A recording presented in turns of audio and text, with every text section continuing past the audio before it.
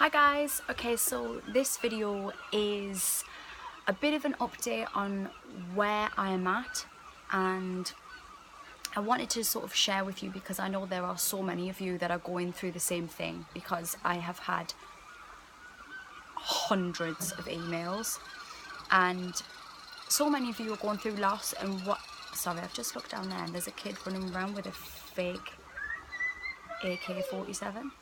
He's about 4. I'm not sure how I feel about that. But yeah, so I wanted to, and he's pointing at the seagulls. Where are your parents? Yeah, that aside, I just want to sort of share where I'm at in terms of how I'm coping with Ross dying and the aftermath of that. So the funeral was on Wednesday. It was covered in the newspapers and things, which I'll link below so you can sort of see. I'm not going to talk about that so much today, but just to say thank you for the hundreds of people that turned out in support. You are unbelievably incredible, and we were really supported and loved, and it's testament to who Ross was, 100%.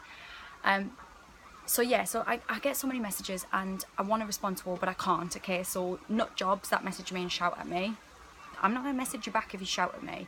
I do my very best to respond where I can if I feel up to it, and it's not because I'm some kind of martyr, it's just because it's the right thing to do, and if I can I will help. But if I can make videos, it's quicker for me and it makes more sense, and actually, as I've said before, I find it cathartic to do so. So one of the main things I wanted to say is, so many people have messaged and they're like, you know, how do you cope? Like, I can't cope with this, I feel such loss. And first of all, like, I feel such loss. Like, I'm devastated. Like, I miss Ross desperately. Like, we're in Butlins at the moment, so we decided to go to Butlins, just me and the kids, and it just feels so weird. Again, it still feels just like he's just somewhere else. And every time I go to, I think the hardest is that because me and Ross were together so much, he was always there to like look at, and mostly doing the shocked face at each other, like, why are these people acting like this? Like, I think I was telling my friends this week, because it made me laugh, when I was here at Butlins, I was in the food court bit, and the woman in front of me said, there's like a carvery there, and there was a gammon with pineapple rings all around it, and that clearly gammon. And the woman in front went, what meat is that? And I like did the shocked face, like what? What do you mean, what meat is that? It's clearly gammon. What's wrong with you? You like, it's not like some kind of exotic meat. It's gammon. And normally I'd have Ross there and I'd be like, oh my god, Ross, this woman's just said that.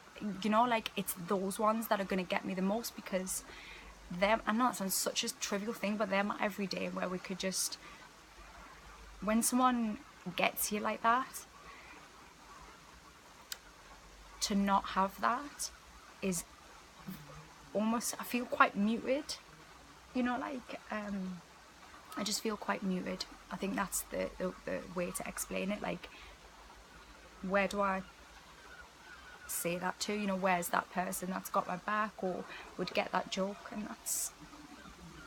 that's new, and I don't want this video just to be me crying, so I'm not going to like go into that so much, because otherwise it's really, obviously I am still crying, obviously I will continue to do so. I'm not, you know, I'm not trying to stifle that, and by me talking about what I'm going through, it's useful, and it doesn't mean that because I can talk about it that I'm not feeling pain, because I am.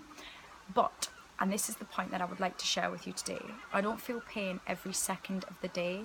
There is a word for this, the bit, and I can't remember what it is, and it's on my Pinterest, I think. Maybe I'll post the word below, or I'll put it on a video. But there's a word for that moment between, when you stop thinking about, the moments you have between grief, painful, you know, moments in your grief, and where you're not thinking about that. And I've had loads of them, and the children are really good for that, because children are so in the moment that they force you to be in the moment as well. So we've come on our own to Butlins, and for some people that would be hellish, and like, why would you do that? And everyone, you know, everyone around me was like, you sure you want to go on your own? But I have to learn how to do that, and whether that's now or that's in a month's time, it makes no odds. I don't my life you can't live your life being protected forever. And I know I have an incredible amount of support, but that doesn't mean that I need that all of the time. And it's important that we learn to be a family as a three as well. So I wanted to do that, and you know, just to have that. And we're having a really nice time, and the girls have been great. Obviously they've been upset at times and things will bring it back, and bedtimes are harder.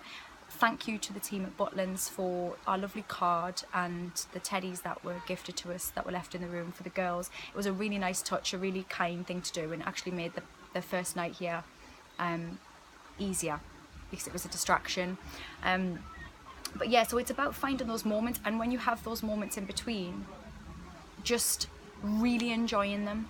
So if you have a moment in your grief where you have a good cup of tea, really enjoy the cup of tea. If you have a moment where you're laughing at a film, just let yourself laugh. Don't feel guilty about that, because I can feel that guilt coming up as well, because it's like, we shouldn't be laughing, you shouldn't be enjoying anything, but that is bullshit. Yes, you should, and you need to do that to be ready for the next painful bit.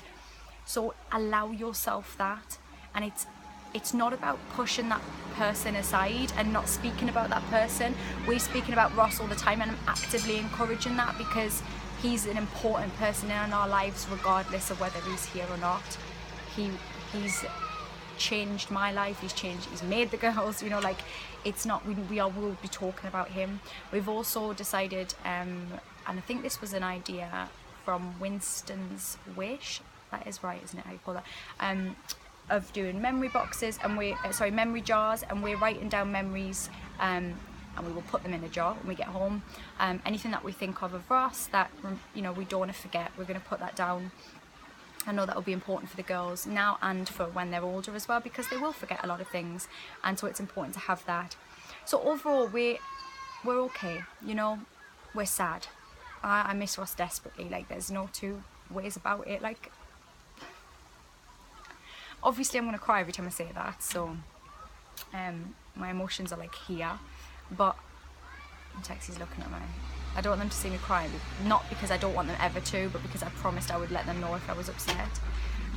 So yeah, I'm going to finish up on this. We're having a good time in Butlins, the kids are having fun, and we're okay. And this is Texie coming through now. Hey Tex, I'm going to see you, I'm going to just bow down to you. Hey, are you having fun in Butlins? Yeah. Good. We're going to go into a pool party tonight? Yeah. And we're going to have fun. And when we do that, we're going swimming pool party. And when we do that, we're going to really enjoy it, and we're going to allow ourselves to have that moment. So do that. If you're going through this, I'm sending you... No, we're not allowed phones in the pool. I'm sending you lots of love and support. And if I can message you back, I will.